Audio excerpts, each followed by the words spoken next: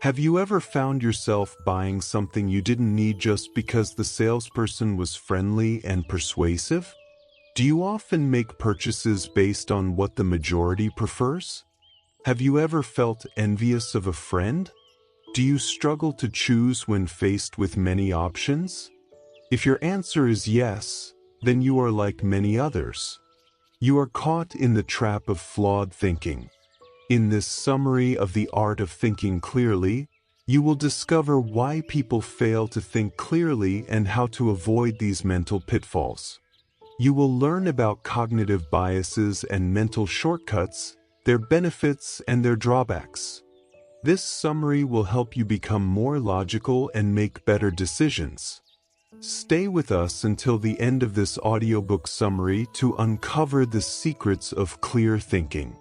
By doing so, you'll equip yourself with tools to enhance your decision-making skills and lead a more rational life. And while you're here, be sure to check out other summaries on our channel where we provide free summaries of a wide range of books. Let's dive in and explore how to think more clearly. The black swan. For centuries, people believed that swans were only white. No one had ever seen a swan of any other color. Therefore, it was universally accepted that swans could only be white. However, in 1697, an explorer named Willem de Vlaming discovered black swans in Australia. Since then, the term black swan has come to symbolize a rare, impossible, unpredictable, and astonishing event. Statistician and essayist Nassim Nicholas Taleb elaborates on this concept in his book The Black Swan. Let's look at an example. Every day, the Dow Jones Index fluctuates slightly up or down. Investors aren't usually affected by these small changes in the stock market. However, on October 19, 1987, the market experienced a sudden 22% drop. This crash had a global impact and is still considered a significant historical event. Similarly, a black swan event can affect your job, business, life, and country. A black swan can be either positive or negative. For instance, getting a big break in your career or discovering a gold mine are examples of positive black swan events. Conversely, a massive meteorite impact on Earth would be an example of a negative black swan event. There are many things we know, known facts, things we know we don't know, known unknowns, and things we don't know that we don't know, unknown unknowns. Known facts are straightforward, like general knowledge. Known unknowns are questions such as, how big is the universe? Is the internet making us smarter or dumber? There's a chance we might find answers to these questions in the future. But unknown unknowns are different. For example, 2 centuries ago, no one could have predicted that social media would dominate our lives. So why do we need to know about black swans? Because they have become increasingly important in recent years. We plan for the future, but that doesn't fully prepare us for black swan events. Additionally, our brains evolved to help us hunt and gather. Our Stone Age ancestors didn't encounter anything extraordinary. They simply chased deer, which could be fast or slow, fat or thin. Predicting and learning from what they saw was easy. But today's modern world is different. Our brains can't keep up with technological progress. Many people have experienced black swan events and become millionaires. Examples include J.K. Rowling, Larry Page, and Usain Bolt, who achieved great success and wealth through a breakthrough. This has only become possible in recent years. So how can we benefit from knowledge of black swans? Put yourself in situations where you have the potential for a positive black swan. Successful businessmen, artists, and investors often have more opportunities because, at some point, many people come to appreciate their products. On the other hand, employees, journalists, or dentists who sell their time have fewer opportunities because their big break never comes. Generally, you can protect yourself from negative black swans by staying out of debt, saving money, and investing cautiously. Save money whether you get a big break or not. Social proof. Imagine you are on your way to a concert. On the way, you see a crowd of people looking up at the sky. Naturally, you want to know what's happening, so you also look up at the sky. This is called social proof. At the concert, the solo performer shows extraordinary skill. Someone in the audience starts clapping, and soon everyone else, including you, joins in.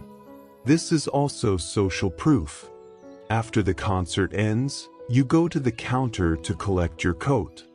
You see some people tipping the staff, even though the service charge was included in the concert ticket price.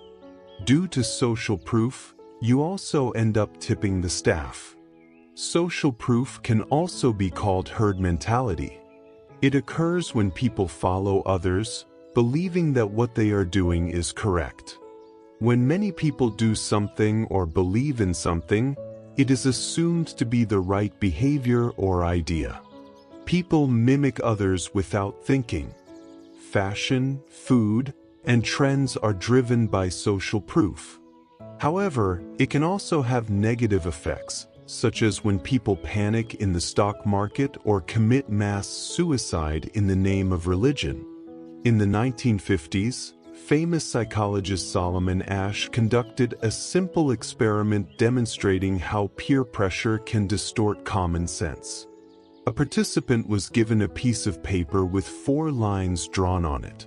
The task was to select the line that matched the height of the original line. Line A was shorter, line B was longer, and line C was the same height as the original line. When the participant was alone in the test room, they always chose the correct answer, finding the task easy. However, the psychologist then hired 5 actors to participate in the test with the participant. The actors were instructed to choose line A as the answer.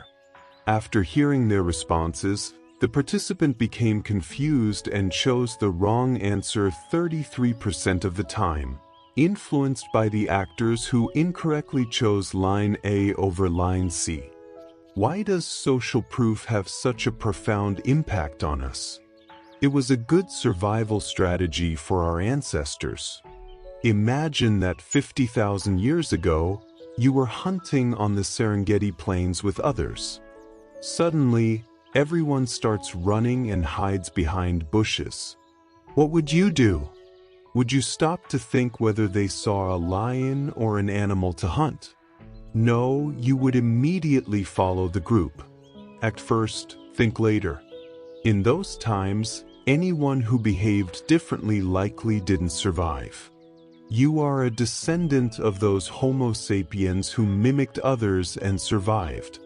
Thus, social proof is deeply ingrained in us. We still use it even when it doesn't help in our lives. Businesses, governments, and leaders often exploit our weakness for social proof. Comedy and talk shows play recorded laughter during punchlines to encourage people to laugh. Another famous example of social proof is when Nazi propaganda minister Joseph Goebbels gave a speech in 1943. You can find a video clip of it online. Germany was losing the war, and the Nazis were urging people to fight. Joseph asked, "Do you want a total war? Do you want a war more extreme than anything ever seen?" The crowd roared in agreement.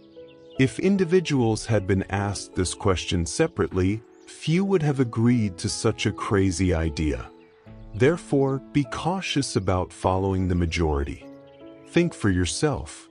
Make decisions based on your knowledge and intuition. Sunk cost fallacy. One night, writer Rolf Dobelli and his wife were watching a movie in a theater. Halfway through the film, Rolf suggested they should go home because the movie was boring. However, his wife insisted that they shouldn't waste the $30 they spent on tickets. Rolf responded, "No, that money is already sunk. We've already spent it on the tickets, so it doesn't matter whether we watch the movie or not." His wife looked at him as if he were crazy. Ultimately, she won, and Rolf had to sit through the rest of the movie. The next morning, Rolf attended a marketing meeting. The team had started an advertising campaign 4 months earlier, but it hadn't yielded any benefits so far. Rolf was among those who wanted to shut down the campaign, but the advertising manager insisted they had invested too much money to abandon it midway.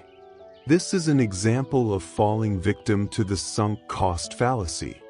Rolf had a friend who had been in a toxic relationship for many years. The girl repeatedly cheated on him, apologized, and promised never to do it again. His friend confided in Rolf that he had invested so much in the relationship that it was neither easy nor right to walk away. The sunk cost fallacy occurs when we invest a significant amount of time, energy, money, or love into something. This investment keeps us tied to it, even when we've already lost a lot. The more we invest, the stronger our desire to continue becomes. Investors often fall prey to this fallacy. When they buy stocks, they tend to focus only on the current price, which is a mistake. They should consider both the current and future potential prices of the stock. Investors shouldn't hold on to their stocks just because they spent a lot of money buying them. If the stock is no longer expected to perform well, they should sell it and buy better performing shares. This way, they can avoid greater losses and seize better opportunities. The sunk cost fallacy depends on our need for stability and our desire to be trustworthy. We don't want to negate our previous decisions or admit our mistakes. Instead of facing the truth, we pretend that everything is fine. For example, the Concorde was a supersonic aircraft project developed by the UK and French governments. Both governments realized that the project might never be successful, but they continued to invest money to save face. Shutting down the Concorde project would have meant admitting their mistake. The US made a similar error during the Vietnam War. Despite it becoming clear that America was losing, they continued to fight.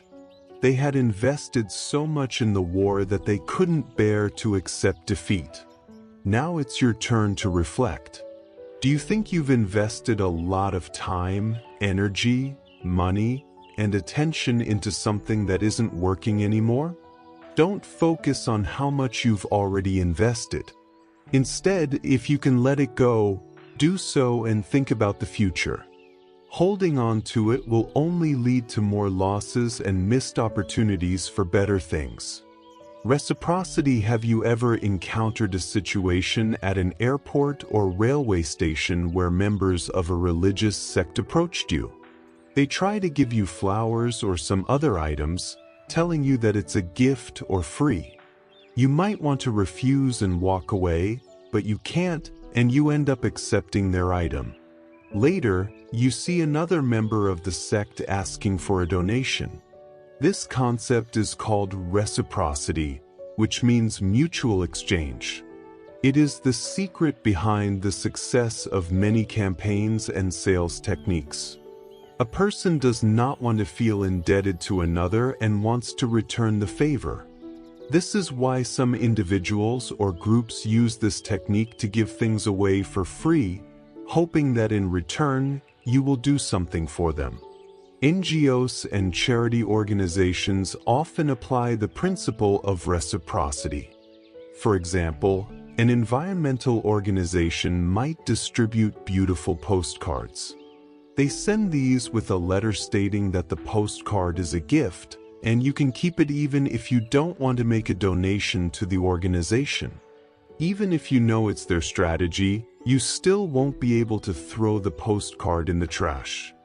You could consider reciprocity a form of gentle blackmail or mild corruption. For example, a sales agent invites you to a free program and tells you that there's no pressure to buy their products, so you don't need to purchase anything. But after hearing this, you might feel inclined to order something. The sales agent will make you feel as if you owe them, and buying what they are selling is a way to repay that feeling. The technique of reciprocity has been around since ancient times. Our ancestors used it for survival. In those times, there was no guarantee of getting food every day. Imagine that one day you are lucky enough to hunt a large deer. You can't eat the whole deer in one day, so you share some of it with your companions. In return, the next time your companions catch a large animal, they will share it with you. Apart from being a survival technique, reciprocity also works as risk management. Reciprocity becomes the key to cooperation between humans who are not related to each other. It is needed for business, making money, and growth. Without reciprocity and exchange, there would be no concept of a global economy. This is the positive side of reciprocity. However, manipulation and the desire for revenge are the negative sides. Two opposing sides will keep fighting until one decides to back down. This concept shows the feeling of revenge. Now that you know about reciprocity, next time someone tries to give you something for free, understand that they want something from you in return. Envy. Which situation would make you feel the worst? Your friend gets a salary raise, but yours stays the same. Both you and your friend's salaries remain unchanged. Both you and your friend's salaries are cut by 10%. If your answer is situation A, don't worry. You're experiencing envy just like many others. Envy is a normal emotion that is part of human nature. There is an old story that goes like this. A farmer finds a magical lamp. When he rubs it, a genie appears. The genie says he will grant the farmer one wish. The farmer thinks for a while and then says, "My friend has a cow, but I don't, so I wish that his cow would die." Sounds strange, right? But you might have been in a similar situation at some point. For example, if your colleague gets a big bonus and you only get a gift check, you would likely feel envious. You might start avoiding that colleague, refuse to help them, or disagree with their suggestions. You might even wish that something bad happens to them. Envy is a foolish emotion. Unlike anger or sadness, it is easier to switch off. Feeling envious won't get you anything. You can envy someone's money, status, beauty, talent, or success, but it will only make you unhappy and waste your time. Envy and jealousy are often considered the same, but there is a difference. Envy is driven by a desire for something, while jealousy is driven by a fear of losing something. Envy occurs between two people, while jealousy involves three. For example, Josh feels jealous of Sam because the pretty girl next door gives Sam more attention. We typically feel envy towards people who are similar to us in age, career, and status. We don't envy someone who started their entrepreneurial journey years ago. We don't feel envy toward animals or plants. We don't envy millionaires in another country, but we do envy the millionaire living in our city. We feel envy towards successful people with a background similar to ours. If you're a CEO, you will envy another wealthy CEO. If you're a supermodel, you will envy a more famous supermodel. As Aristotle said, a potter envies another potter. This brings us to a practical mistake. Imagine your startup becomes successful, and you move from a crowded neighborhood in New York to the Upper East Side. For a few months, you enjoy your money and status. Your friends are impressed by your new address and achievements. But soon, you realize that many people in the Upper East Side have better apartments than yours. Among your new friends, you're the poorest. Things you never cared about before, like luxury items and club memberships, start bothering you. So, how can you control envy? First, stop comparing yourself to others. Second, find your unique abilities, an area where you excel. It doesn't matter how small this area is. What's important is that you are the best at it. Envy, like all emotions, has roots in our ancestors. Imagine if your neighbor in the next cave took a larger share of an animal and gave you a smaller piece. You would feel envious and vow to hunt a bigger animal next time to claim a larger share. Early humans who didn't care much or weren't motivated to work harder eventually faded away. We are descendants of those envious Homo sapiens. However, in the modern world, envy is no longer necessary for survival. If your coworker buys a Porsche, it doesn't mean they took something from you. Remember, don't envy anyone.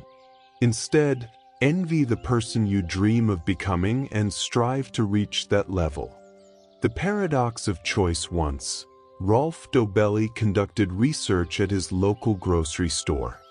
He observed that there were 134 types of wine, 48 varieties of yogurt, 64 different cleaning products, and approximately 30,000 different items for sale. This proves that people today have many options, including thousands of careers, hundreds of mental disorders, and countless vacation spots. In history, humans never had so many options. When Rolf was young, there were only 3 types of yogurt, 2 TV channels, 2 types of cheese, and a telephone service operated by Swiss Post. Telephones were used only for calling, and people were satisfied with that. On the contrary, if you visit a phone store today, you will find countless brands, models, and services. Having more options is now considered a standard of progress. It distinguishes us from our Stone Age ancestors. Yes, having more options is exciting, but only to a certain extent. When there are too many options, it can degrade the quality of our lives. This concept is called the paradox of choice. Psychologist Barry Schwartz explains this in his book, The Paradox of Choice. Essentially, having too many options can numb the mind. A supermarket once conducted an experiment. They set up a stall where customers could sample jelly for free. There were a total of 24 types of jelly, and customers could taste as many as they wanted and then buy them at a discount. The next day, the supermarket owner repeated the experiment, but displayed only 6 flavors of jelly. What was the result? More people bought jelly on the second day. On the first day, people found it difficult to choose from 24 different types of jelly, so they didn't buy anything. The supermarket owner tried the same experiment with other products and got the same result. More products were sold when there were fewer options. Another reason for the paradox of choice is that having too many options often leads to poor decisions. For example, if you ask college students what qualities they want in a life partner, they might mention common qualities like kindness, intelligence, and a good sense of humor. But do college students actually think about these qualities when dating? Many years ago, an average young man in a village could choose a partner from among the 20 girls he grew up with. They knew each other's families and backgrounds well.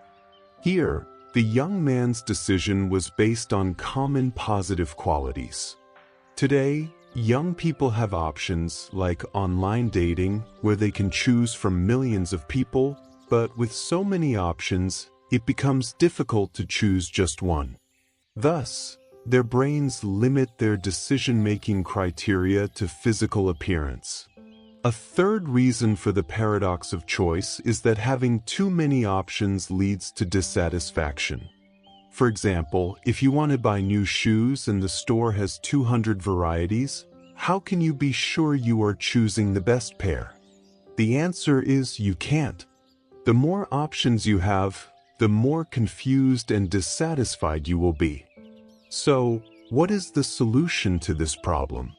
The solution is to carefully think about what you like before going to a store or searching online. Make a list of your criteria and stick to it. Also, accept that you will never be able to make a perfect decision.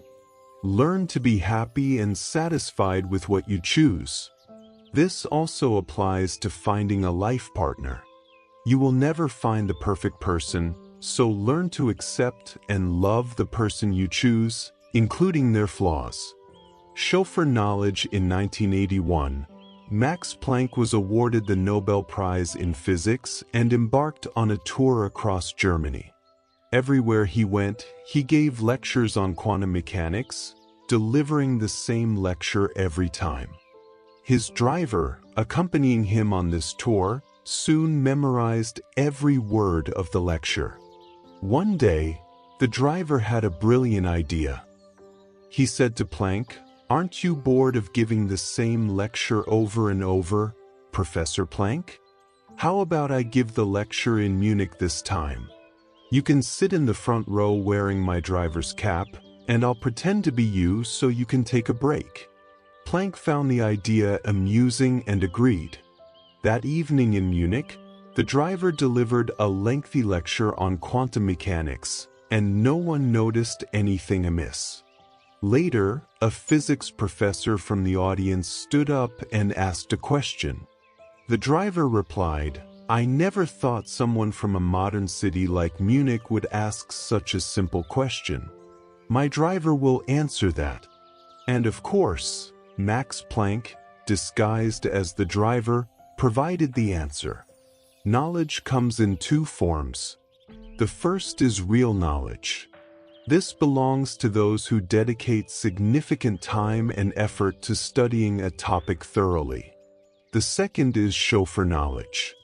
This is when someone studies a topic superficially, just to impress others or appear knowledgeable. People with chauffeur knowledge present themselves well, with a confident voice and good appearance, but their understanding is shallow, often reciting from a script. Unfortunately, we are often misled by chauffeur knowledge.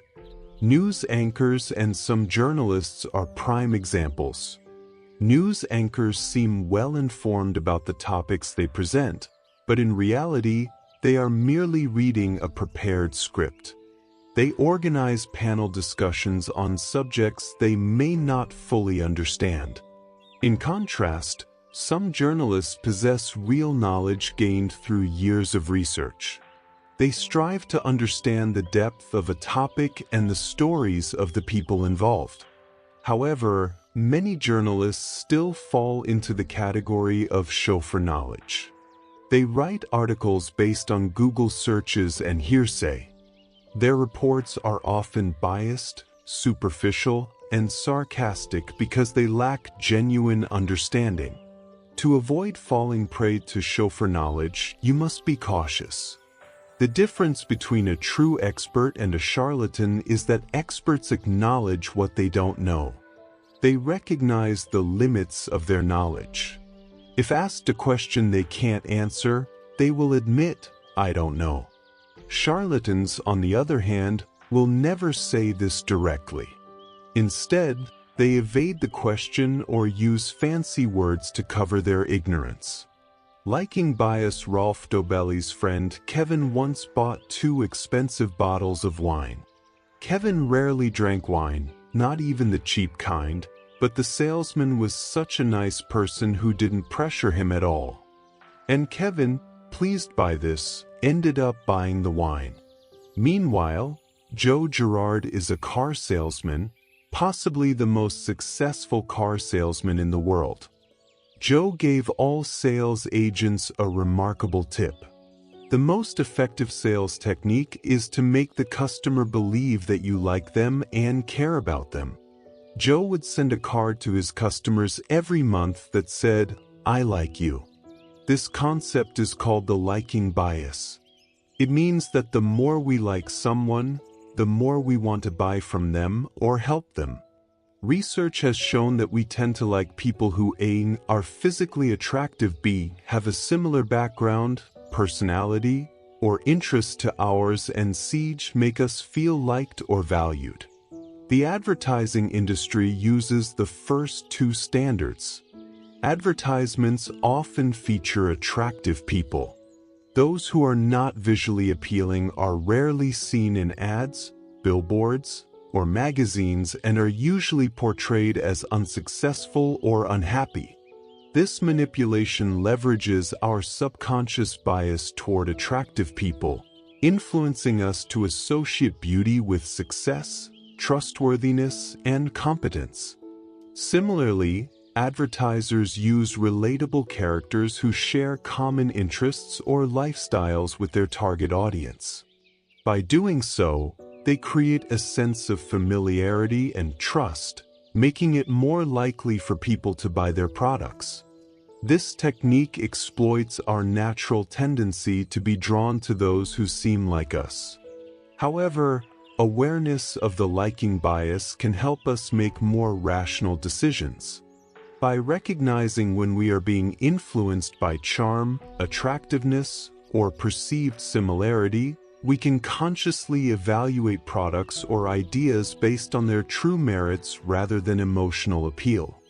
In conclusion, being mindful of cognitive biases, such as chauffeur knowledge and liking bias, allows us to navigate information more critically and make better decisions. By distinguishing between genuine expertise and superficial knowledge, and by being aware of emotional influences, we can protect ourselves from manipulation and enhance our judgment.